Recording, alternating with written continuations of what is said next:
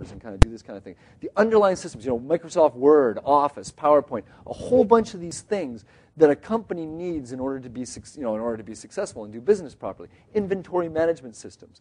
And then how many of you have been to Amazon or eBay online and looked at or bought something online? Anybody purchased anything online? Cool. Okay. So I'm just also seeing how many of you are awake. So the concept of that digital store is really actually quite complex. How many of you would know how to build a digital store right now if I asked you to build one? Not too many, right? It's the transactional things behind it, how to actually create it, the web design, all that kind of stuff. All of that is baked into this along with that storefront such that they can enable these companies to be much more efficient in getting their product to market. And so all the support there, the structural infrastructure support, is baked in there. Furthermore, they've tied this into the community itself to say, hey, who out there is an expert in accounting? Who out there is an expert in this? Who out there is an expert in that? And they've arranged with all these mentors to be part of this virtual center. So as an entrepreneur, I can go there, I can say, okay, I need this package. I need these systems. I need this. I want to sit down with a coach. The coach kind of walks me through and says, yeah, I think you need this system and this system and this system. Great, okay, great, I'm set up. Now, you might also want to get some coaching on accounting, on marketing, on this. Here are the people in your community, and you can click and then make your appointments and set up things with those people. And then those people mentor you through that whole process. In 3 years, I'm trying to remember exactly, I always get my communities mixed up. I think it's 350 or 380 new companies launched out of this venture. In the middle of nowhere in Sweden, which is, because there's no Swedes here, I can say, which is also in the middle of nowhere. So so this is the middle of nowhere squared. And they're doing this. Again, I'll come back and probably talk a little bit more about that later. Digital government. So you click on the government building, and of course you can, pay your parking ticket. And it was really funny. I'm looking at my desktop, from the table out there. I'm like, oh, there's my, Texas parking ticket, sitting right there. I don't know how many of you saw my parking ticket. You snoops. So anyway. I have to figure out whether these guys have a digital way to pay my parking ticket. So, long story short, you click on the government building, and you of course can do all those things. But it's much more than that. Digital government is much more than being able to pay your parking ticket or your water bill. What they've done here that's really, really cool is they've said, you know what? Government is supposed to be about interacting with people, and so they've taken their community plans and posted them online and said and given people tools such that they can draw and circle on the map itself and say, okay, I don't like what you're doing with this, and make comments and say, this zoning part here I don't like, or this I don't like. They've got things that you can look at the various different, what's that called when they show the building and they show it in, it's like 3D, so you can walk around. So they've got a proposed building, and you walk around the building, and you can see what it looks like from different angles. You can see what it might look like from your house, and this kind of thing. So you can actually get a sense, or the park development, or the thing that you're going to do here. And so what they're doing is soliciting people's responses for proposed changes to the community.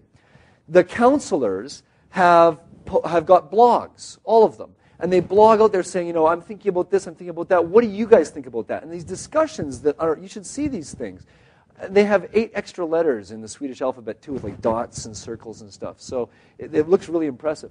With these discussions, with hundreds and hundreds of people commenting in saying, no, I think you're wrong, yes, I think you're right. And so the counselors are almost acting now more like facilitators, trying to facilitate discussion around a particular issue so that they know what they can bring back to their as a mandate to the table. So that high level of interaction is around policy making is much more now integrated with the citizenry. They've even done some experiments with electronic democracy where they've said, hey, let's give one vote to each household and then just see how this works. And tried some experiments to see, okay, if we're going to do this, by Friday of this week, the polls are going to be open. Cast your vote and see what's going to happen. Now, These are experiments. And when, it's great that 7-year-old kids have access to the family computer. And an argument could be made they know more about the politics, of the local region than maybe even their parents do. But still, there's a voting age for a reason. So, when the McDonald's was trying to get access, the guy at McDonald's say, we'd like to put one on every corner. You get this plethora of yes votes, and they're like, where is this coming from? So anyway, that's kind of some of the stuff that's going on with electronic governance. In the center here is something really important as well. And this is the place where citizens all go to interact with each other. So you've got video conferencing built right into this thing. So you can video conference with 1, 2, 3, 4, 5, 6, 8, 10, 12 of your friends at one click of the button. They see who's online, who else is online in the community, and immediately begin to video conference. A great thing, of course, obviously for the young people, but also great, again, for dispersed families, for people who are around the community, this type of thing as well.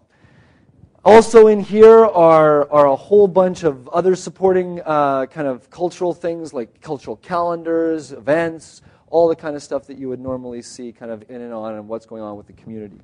Click on the sporting thing and actually see all the sports.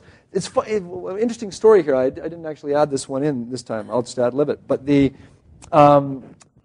soccer team here have done a really neat thing. They digitally record all the soccer games and they post them online. So you watch them here, and they watch them as video on demand. So like you can go up to your room here and you can pay for a movie for $16.95. You do the same thing here.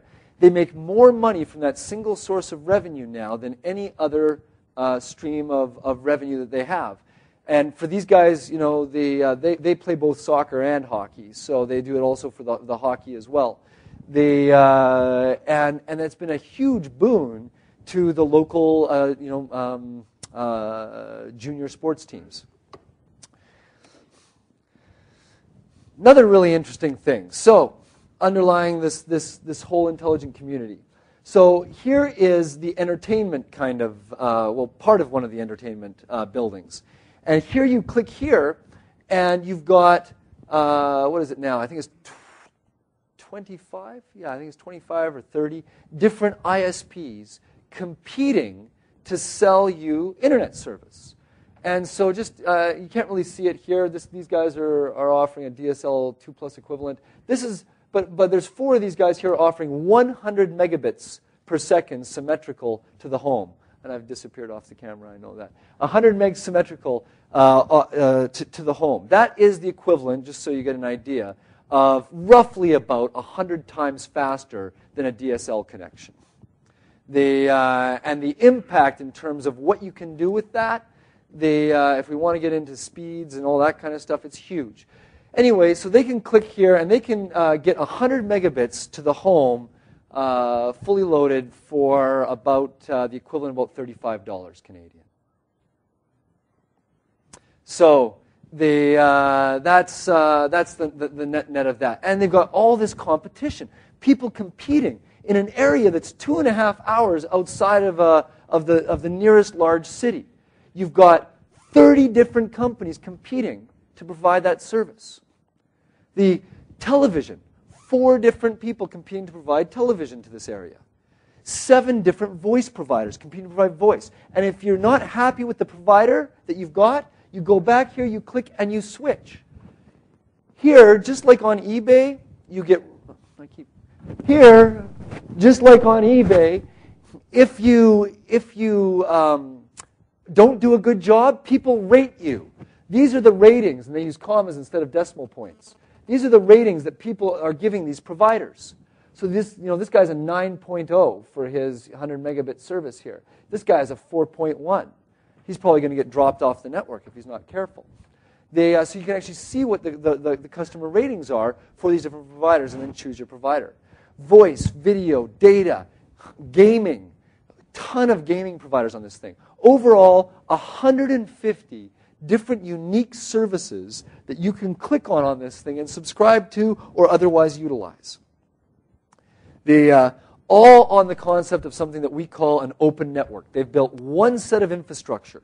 They built, in this case, they chose to build fiber optics throughout the entire community as kind of first they connected the community with fiber as the main highway. They built fiber around the community, and then they connected each and every building and home with fiber. And they did it in a very interesting way as well, and we'll talk a little bit more about that too. So that, at the end of the day, that is what the end result of building an intelligent community. That's what you kind of end up with. How many of you guys would kind of like something like that here? Be kind of cool, hey? How many of the rest of you are still asleep? But this is when I get a little excited about these things. This is why. Passionate, exactly. This is why. 15 years ago, 20 years, actually over 20 years ago. Oh my God. 24 years ago, when I launched my first internet venture, it was a BBS, prior to the days of the first internet connection. I was kind of really excited somewhere down here about this thing. Wow, you can do this. You can connect to all these people. I had digital pen pals around the world that we were interconnecting with. It was really cool, and I didn't really understand why. But I knew we were building to something. And after about 3, 4, 5 years, and the wireless technologies came out, we began to connect hospitals and schools. Holy smoke, we can transform society with this. What other one single investment can you make that can touch healthcare, education, government, entertainment, the society and the way people interact, commerce, religion, sport? One investment. With one investment, you can do all of that. You can enable and dramatically improve the effectiveness and efficiency by which these things are delivered in your community, therefore improving quality of life. It's fantastic. And the reason is because we are fundamentally altering and fundamentally enabling the way that we communicate with one another. We are touching at the very root of what it means to be part of society, which is we interact with one another. And we are facilitating that in a much more direct and a much more efficient and effective way. At the same time, what we're going to do now, and I'm going to show you guys this over the next set of slides, is, okay, so we didn't really build society this way. We kind of went along, and these guys, if you take it all the way back to kind of Greek times, these guys kind of rose up in their own ivory tower. And so this is really like a nice big silo that doesn't really connect with the rest of society. This here, the health system, same thing, going all the way back to Hippocrates, right? Here we got, the doctors, and they know best about doctoring, and you got, government, and you've got, the private sector, and you've got the church, you've got all these silos in society. But at the end of the day, that's not what society is. We work somewhere for 8 hours, sure, but then we go and we interact with all these other parts, and we're constantly interacting. We have many, many hats, each of us, within our communities. And so essentially what we need to do is kind of almost like we have to fundamentally re-architect the communities. So, wanted to kind of start out with a punch and show you kind of what's possible, and now I get into my agenda. I kind of do things a little kind of bass-ackwards. So what's possible? That's what's possible, folks, and there's much, much more. Now what I want to talk about is a little bit about, and I use the word architecture. What are the fundamental things? How do we build one of these things? And now that we've studied these over the last 15 years, what worked, what didn't, and what are the commonalities of the ones that get built really well? What are the warning signs that we should be